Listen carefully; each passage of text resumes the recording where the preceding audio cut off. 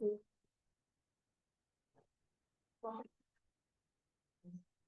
of Trustees meeting for September 17th, 2024 at 7 p.m. Meeting to call to order. Roll call, Jim? Allison Pinkerton, Here. Sue Higgins, Here. Kristen Asmussen-Walsh, here. Julie Smith, Here. Jennifer Erickson, Here. Ginger Curry, Here. Kelly Sims. Here. Okay. But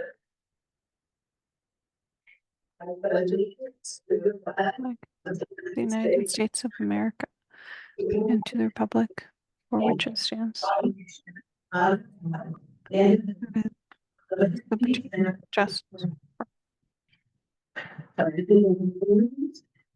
No, is there any public comment? Okay, seeing none, they have a motion for the first action items. So adopting the agenda, I'll second. Okay, all in favor of adopting the agenda, say aye. And any opposed? Motion carries. All right, move on to the second action item. I move for the approval of the A second. discussion. The other couple typos I thought I saw in the minutes. And it might be me. Okay. Page 3, under Helen Plum Library Foundation. I think there's a word missing. Trustee Kernan reported that the president, and vice president of the will be stepping down. Foundation.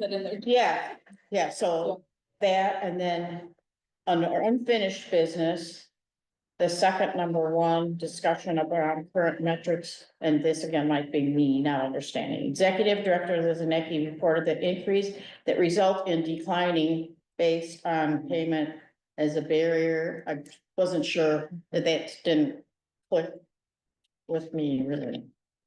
It was supposed to be that, individuals who decline getting the card state that. And declining the, oh.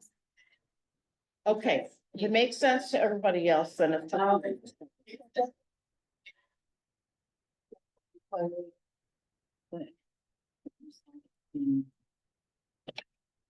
Declining a non-resident card? Yeah.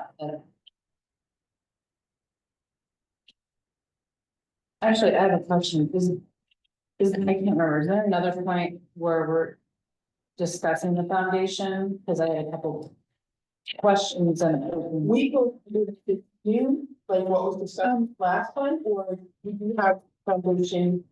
On our committee, so we can talk about something to do. Yeah, that's fine. Thank you. Any other typos from the minutes? Okay, so all in favor of approving the consent agenda items as amended, say aye. Any opposed? It carries. Okay, we move on to committee reports. We met on September 11th, and there are some action items for tonight as a result. Thank you. Director of Relations Committee. We did not meet, but I did want to let everyone know that we wrapped up any of the questions we had related to the board self-evaluation. So that is now been sent to everyone to complete. If you all would be able to complete it by October 1st, that would be awesome and really helpful to Kristen and Ginger and I. But you will just go into your library email, similar to what we've done for the other evaluations that we've completed. And then you should receive a link that should allow you to submit one response per board member. If you have any issue with that, or you can't access it, or there's any problem, just send me an email and I'll work with Alex and Anne on getting access to that. You said complete by 10/1? Yes, if possible. Are we emailing back to you? It will automatically send back. Oh, yeah. Mhm. Yeah, Like a survey monkey? yes, it's similar to that. Mhm. Policy and Finance Committee? We did not meet with that one. Okay, and the Helen Plum Library Foundation is on here. Do you have any updates, Ginger? We're still looking for people to officially take the positions of director and vice president. There are people who are interested. In joining the. Yes, yes, yes, we would like to see it continue. Should I just give any other afterwards, or do you want me to? No. That's up to you. I can take notes now. You can bring it up to me later, either way. Okay, There's just a few people that had served in the past. yes, That were interested. that would be great. And then one of the people also brought up the memorandum of understanding that I guess was, and maybe you know more about this, there was one or few that apparently was drafted in the past or in the works, but never was adopted or approved, and she had asked, was that approved? So I asked Ginger and she thought that it was not. So this person was concerned if they got involved, they would want to know more about what we would want the foundation to do, Right, what their role would be. So I think at least that person and maybe one other person would be perhaps eager to be involved if they knew that there would be direction and. Well, we can have this, as soon as we get. Next week with people together. Yeah.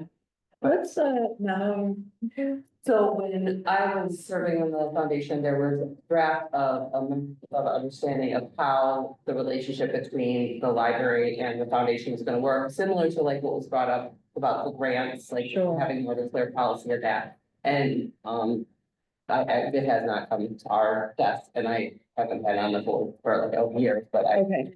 excuse me, but yeah. So- It never moved forward because the foundation never had a clear direction of where they wanted to go. Got it. And they were waiting for the library to give them a direction. And so again, it just never went anywhere. I can pull up that draft language Yeah. and share it.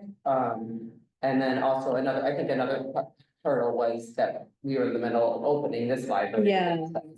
But I can pull that. Yeah, but I think a new group of people will be able to put something together that will be not only meaningful, but be in a good collaboration, synergy, yes, those kinds of words. I think that they'll work well with the library now. Right, so my general question is it mostly driven by the foundation board in terms of what their view of the scope of them is, or is it driven by us?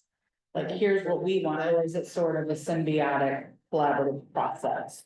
I feel like the foundation, once they. I get your question. I think it should be driven by that, but they have to know what it is we want the foundation to do. But then it should be driven by the foundation and they have to go. Yeah, and I think that was communicated in the past. The foundation is a completely separate entity of the library. It's it's designated as a non-for-profit, it's organized and they pay their own fees and taxes, whatever they need to. Yeah, that's in terms of what are goals or what are things that we could do together, so we know that they have, but it should really be together. And I think because we haven't had this from the foundation, maybe some people don't have an example of what that should be. Right. So maybe there's, There's what are the libraries? Yes, foundation I think do? we've done that, Yeah, and so that is exactly what we're hoping. All right, thank you. Any unfinished business? Yes, we have some information about the conversation we had a couple of months ago about the unincorporated areas. So Julie and I spoke to Representative Tara Costa Howard. We also spoke to Senator Laura Ellman about this issue because of the way the language is written into the law. The library can only charge a non-resident one flat fee. And that could be $400 or $500 in one check that the person has to come up with to use the library as a library member to get their library card. So the idea was to go to the representative and the senator and look at possibly changing the way the law is written so that multiple payments could be made based on what each library would feel comfortable doing. So that has been written by the group that works with the libraries by our lobbyist and ILA. And that is now stated in the Act 75 ILCS 5/4-7. And this is from chapter 81, paragraph 47. And I can make anyone a copy of this that would like it after we finish today. The new phrasing is stated: costs paid by persons residing outside of the city, unincorporated towns, villages, or townships may be paid quarterly or biannually if permitted by local board regulations. Which means the board may allow and state in our bylaws for the library that we can have either 2 payments or 4 payments for that. Right, so each library gets to come up with their own Yes. individual policies. Yes. Very inclusive of Correct. what library might want to be. Yes. And what manpower they have. Yes. It needs to be managed based on what works for them. So if this passes in the new legislative session, it would go into effect immediately. This would take effect the day it becomes law. So we would then, if it passes, we would then have the ability to choose, working with Anne and. And create a policy. Yes. And it would still be probably the annual resolution still. And this is the draft. It is in draft, yes. This is not law yet. It has to go before the legislature and be passed in both the House and the Senate. If it does, then we would come back to the table and work and decide how we would make those changes. Yeah, and it would start with a policy change and then an updated ordinance. Yeah. Thank you, Jim. But isn't that gonna be a nightmare? Because if someone is paying 4 times a year, let's say they make it 2 payments, third, and meantime, they're still using the library. I think that the card would expire relative to the payment period. That would be my suggestion. Oh, So right. yeah, But that's, you would pay for 6 months, your card would expire, then you have to have that next payment in. I would assume that would be the most fair approach. And also, we wouldn't have to then track each user and track them down to make sure they're paying. It's okay, well, it expires on this date, so. Right, and if they come back in and use their card broke and they'll come to the. right. Atlas for Ian, is that something you will be managed on?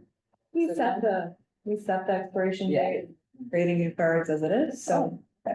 Oh, so. Yeah, because we definitely. I think it sounds pretty reasonable, but, I mean, and those are all conversations for if this actually passes, then we would come back to the table and deal with all those questions.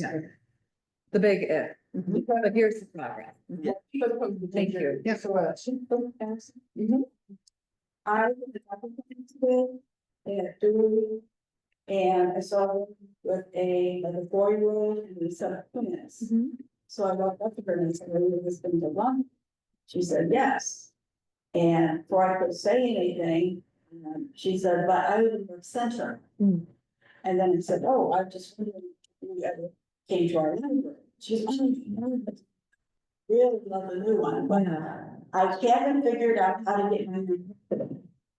Yeah, you can, there's a number of ways to apply for it. You can send online, you can stop at the desk. I think sometimes it's a time factor for folks. So, Yeah, she has 3 kids. yeah, I'm sure it's not particularly easy to get much done in a library. It's wonderful. Glad just using our facilities. Okay, great. On to new business. Let's see. Yeah. So action item. I move for the opening of closed session minutes of January 9, 2024. Relations Committee, March 14, 2024 Audit Committee. Thank you. Now a second. One second. Okay, any discussion of? I guess the minutes of these, because these would have been by the audit committee. Any other review or is everything good with those? Okay, all right, all in favor of opening these closed session minutes? Say aye. Aye. Aye. Okay, motion carries. All right, on to action item B. I move for the approval of secretary records for January 1st, 2024 through June 30th, 2024. I second. Any discussion? Everything that needed to be signed was signed. Okay. Thank you to Sarah and Jen. You can have a- Okay, great. All in favor of approving of the secretary records from January 2024 to June 30th, 2024, say aye. Aye. Any opposed? Okay, motion carried. Action item C. I move for the approval of destruction of closed session meeting audio recordings older than 18 months. As we can do for 5 ILCS 120/2006.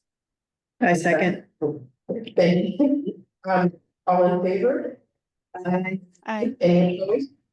Okay, motion carried. All right, next meeting.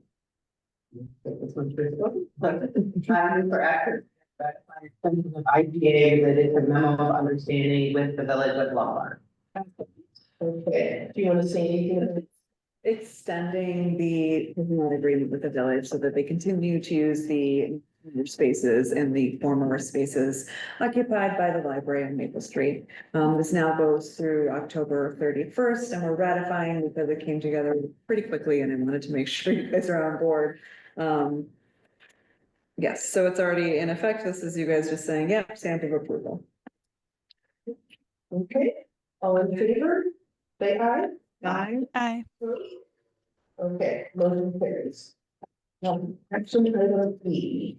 I move for the approval of a holiday flow schedule for 2025. Okay. Is there, please? I second. All right, okay. I'm so sorry for jumping in there. There are no major changes from last year. This is just a typical days for close. In-service is included.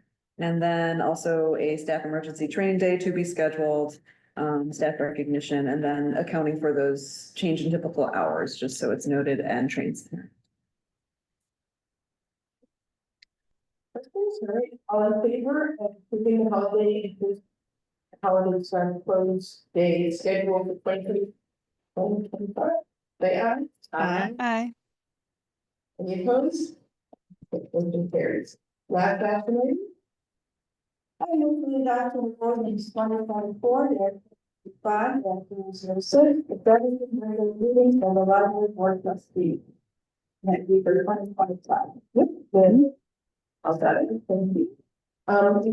Any changes? No, I think we're meeting on the third Tuesday of the month is great for us, so figured we just keep moving and cross check against some of the holidays to make sure we wouldn't be getting too close, and it's still enough buffer where I think it's practical to keep it on the third Tuesday. Okay, thank you. All in favor, say aye. Okay. Is there any communications? Okay. There was one, thank you from the Village of Lombard. Kate Burke said, thank you for being a part of the Village of Lombard Cruise Nights events this season. We appreciate the time and talent you spent with us creating a great time. It was a huge success. Take care. I just want to make sure I share that with you guys. That was a nice acknowledgement for our participation in outreach events that are a pleasure to do, frankly. So thank you. Right, and I saw the team at the, Yes. so. Well. Right, I'll read you the report. We have our maps exhibit opening this Friday. I think we've been talking about it now for about half a year. So we'll have an opening reception starting at 6 p.m. this Friday. You're welcome to join us. The exhibit will be up from Friday through November 1st, so stop by the library anytime in the next 6 weeks or so to walk through the building and see the photos on display from the Morton Arboretum Photographic Society. I did want to have one point of clarification. When we were making agreements with the group, we did say initially in our discussions that we would be willing to post prices. So you will see on those, the signs accounting for what the piece is, those prices posted. And because it was something we agreed to before we went into the policy draft process, I decided to make a one-time exception for that. You won't see that on exhibits going forward, but that was kind of in progress. And then the policy came up and we're like, we really don't want to do that, but we already said, okay. So we didn't want them to have to reprint the content that they already created, so. And there's receptions on Friday. There is a reception on Friday starting at 6 o'clock and it's for the artists and their family. It's open to the public. You're welcome to attend. We'll have some snacks to have and then give a opportunity for Some brief remarks. brief remarks. That's a good way to put it. And then folks can walk around and see the Yeah. exhibit that evening. Oh, yeah. The work is very lovely. Mhm. They dropped most of it off last night and it's gonna go start installing it tomorrow. Well, and it's nice to see the display panels up in the lobby, so you get kind of a preview of what those, where they are and the size of them, and they fit in pretty nicely, and then you can see the hanging devices, I don't know what to call them, off of the rails in the adult section in particular. So it's really coming together. Set through November. November 1st. Has the residents in the area been notified? Does that not be some overflow parking? Oh, no, we haven't. There may be some street parking, but it is open to parking, so I don't know. We'll see what the turnout is. Which might help inform communication for future events like this. I think when we've had, like the opening weekend, that was more exceptional than we'll see Friday, I suspect. So, but that's a good idea to just give people a I heads up. think it would Yeah. just be a considerate neighbor. Mhm. Okay, great. Moving on to departmental reports. Oh, I'm so sorry. I had, I'm writing a note and I can't do two things at once as much as I think I can. I wanted to just clarify in the statistics, so under, on the first page of statistics under library card holders, they sell under fiscal year total. That is inaccurate. Our total card holders are just shy of 18,000. It was a cell formula that carried over from adjacent cells, and that same anomaly happens on page 3 of the statistics, also page 43 of the overall packet, under resources owned. So again, it's adding July and August, and that is not the case. It should be just that sum under August 2024. So that'll be fixed going forward, but of course I noticed it after these were printed.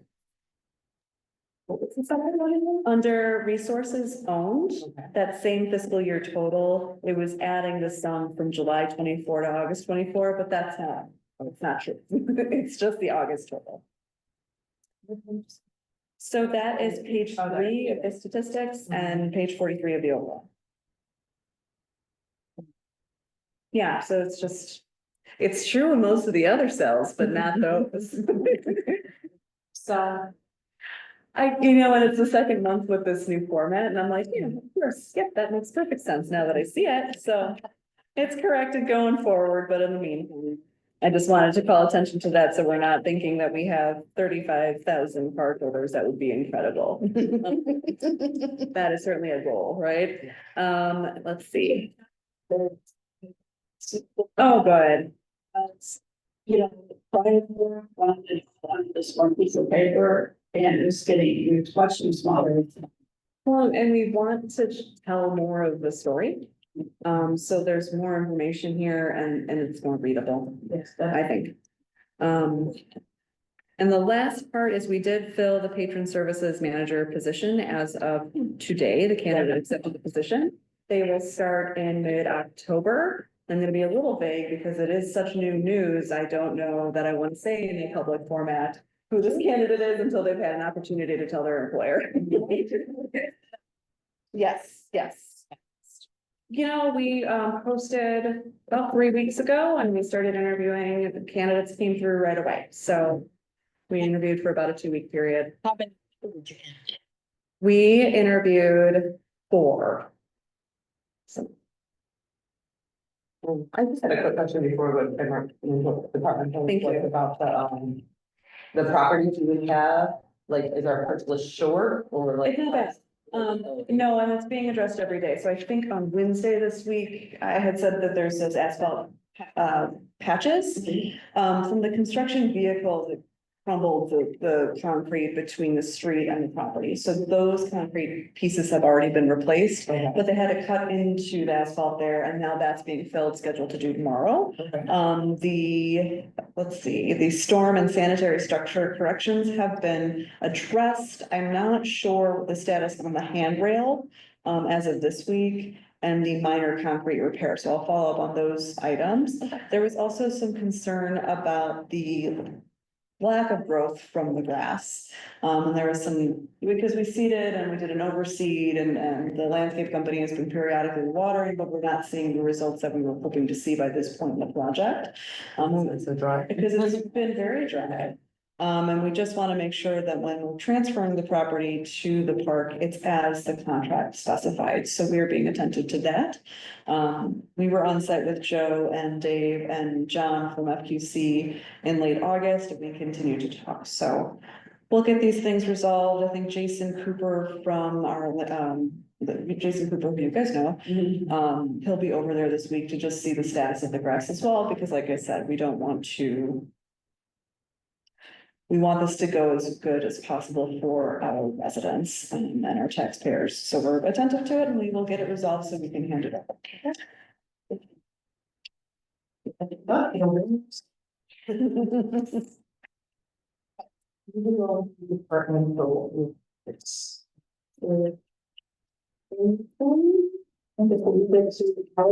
Presentation. I had something that 30 minutes. Okay. Oh, okay. Elevated work still needs to be completed. So we have the elevators are so much fun. Our sensors are still very sensitive and in both elevators. So we just keep kind of poking the elevator company. It's passing inspections. It's functioning as it should. There's just these kind of finer details that are unresolved that we want to make sure that they're held accountable for per the contract. So I know elevator work still pending is a concerning thing to hear, but no, we're not, there's no, it's been okay. It's just that the sensors are too sensitive, which means the doors pop open. Prior. Close. Sometimes it's happening, it's resolving itself, but that's kind of where we're at with that. So it's really just documenting that we are still being attentive to that. Good, and my last one was the bifold door installer performed a third water test. Yeah. The solution. Yeah, so those are the doors off of the Plum meeting rooms where they replaced the cracked panels. That's all been fixed. And then they were adding some blocks and some of the joints to help weather seal that door. They did an additional water test. We've asked them to come out multiple times because we were getting water in the room after major storms, and sometimes we're in the Midwest, we have to be attentive to that. But they have a solution in mind and they've accepted responsibility, which I think is the bigger concern that we had. So, yeah, We don't want no, we don't want wet anything. So. Been there, done that. Yes, well, luckily the carpet floors are designed in such a way that they're easy enough to replace, which I suspect we have some additional stock in the basement. So once this is all kind of resolved, we can do that in-house. Because we don't want to borrow any additional problems. Well, I'm sorry. I was just saying, please thank Phil for keeping cleanliness of the building and staying on top of that. Yes, take care of this nice new building and, part of that is also David. Facilities team, they work very hard and they are very proud of this building and it is. Okay. Yeah, something else. Just one little thing on the statistics sheet, I was looking at the additional services. Yeah. Category, and I was looking for the notaries. Should that be on? So Notary is a volunteer organization, so it's Okay. not something the library is posting. All right, And if we go back to doing that at some point, it would be tracked on. I get it. I get it. Thank you. And thank you to our volunteer notary. Yes, the notary guru. Okay. All right.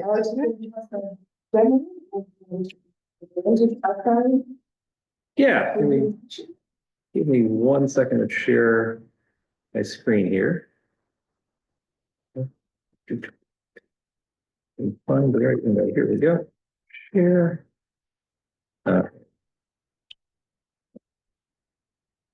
As I'm sharing this on Zoom, I gotta move some of these controls around here, so it's hopefully not blocking your view. All right.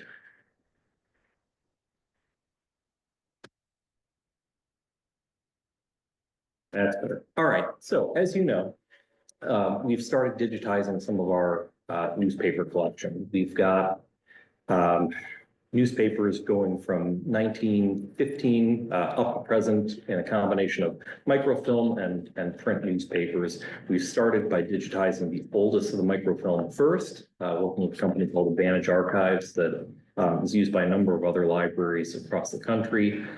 We also have access to their archive site, so we have access to newspapers from all over. I'll show you some of those others toward the end here, but this is our homepage.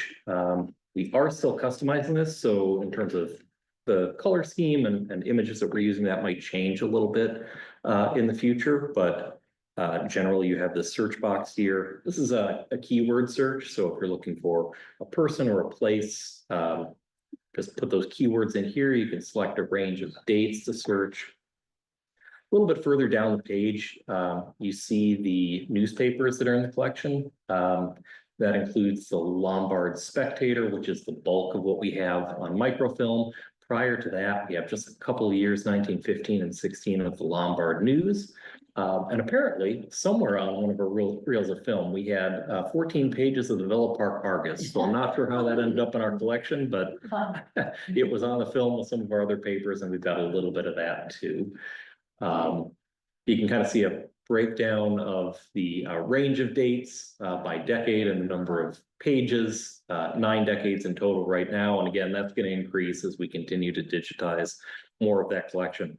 At the moment, this is only about a third of our microfilm collection. So over the next couple of years, we'll be continuing to add to that. Then toward the bottom of the page, there are a couple of customizable blocks where we can add different images and whatever other information we'd like to share about the site.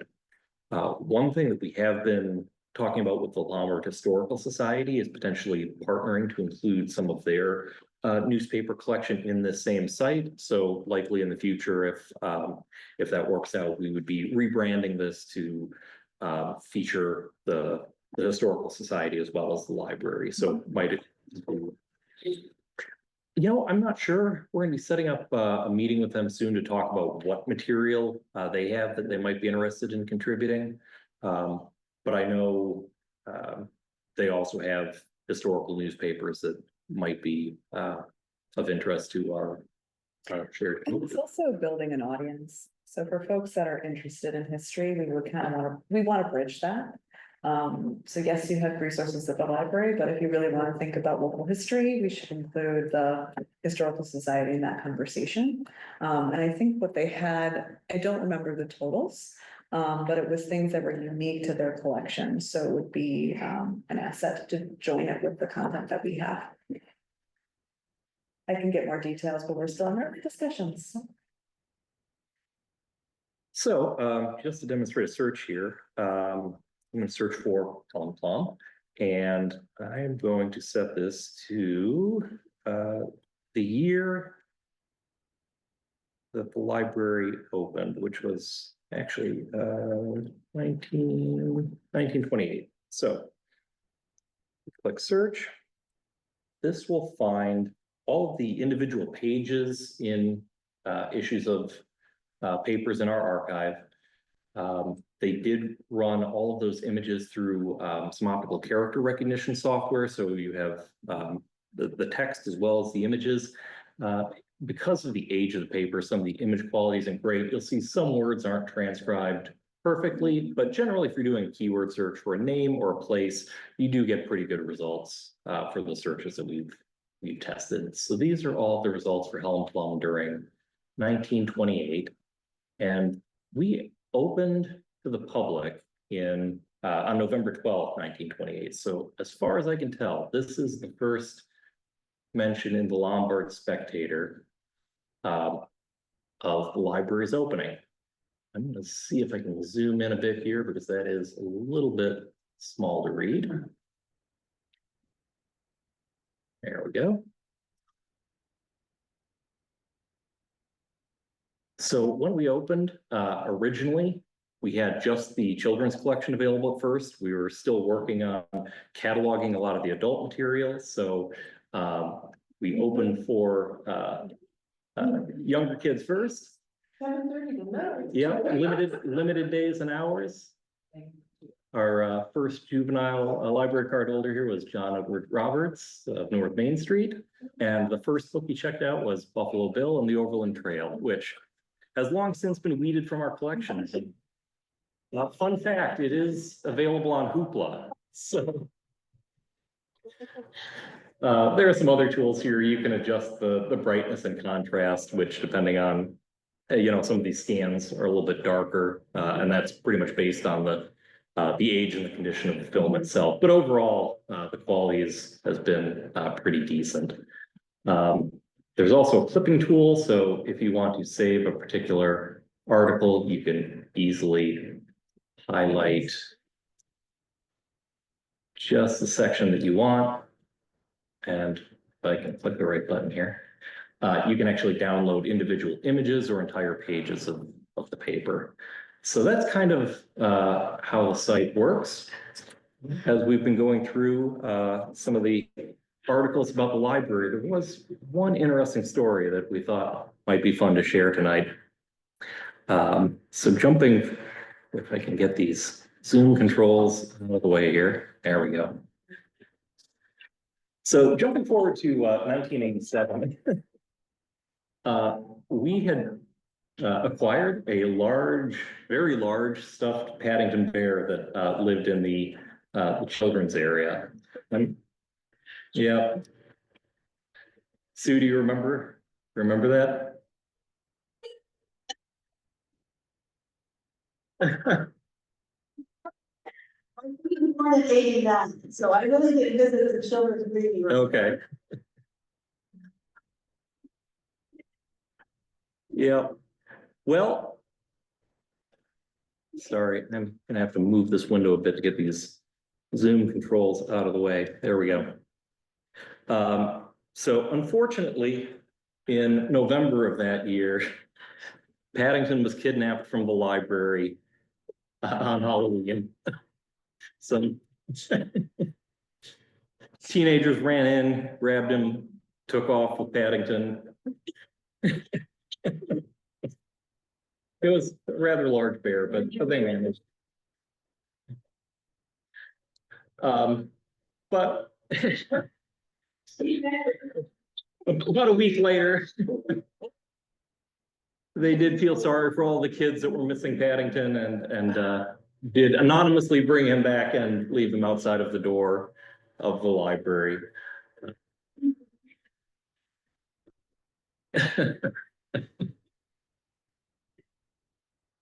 And in the meantime, there was a young resident who heard about Paddington's kidnapping and donated their own large stuffed elephant to share with the community. And even once they learned that Paddington was coming back, they agreed to let their elephant remain here as well. I printed out copies of this story because there's enjoy taking a look at. Parent, happy to get rid of it. Yeah. Well, is it to do this?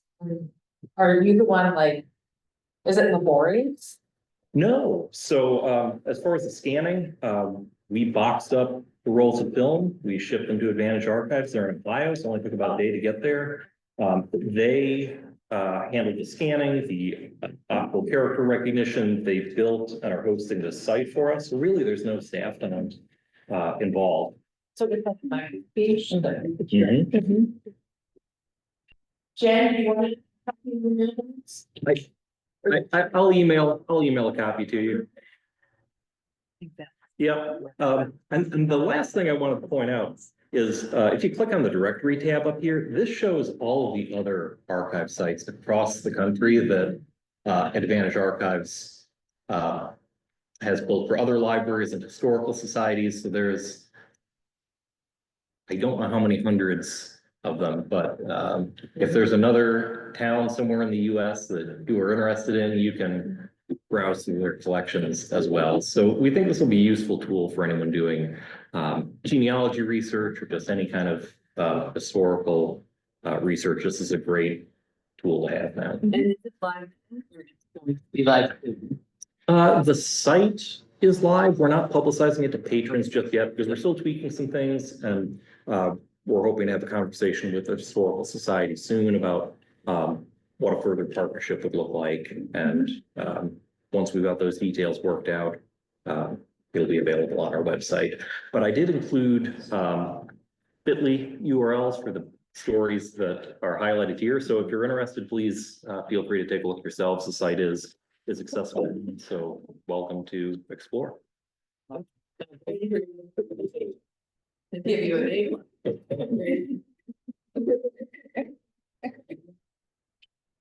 Okay. Opinions? All right, everyone vote for this meeting to adjourn. Second. Yeah.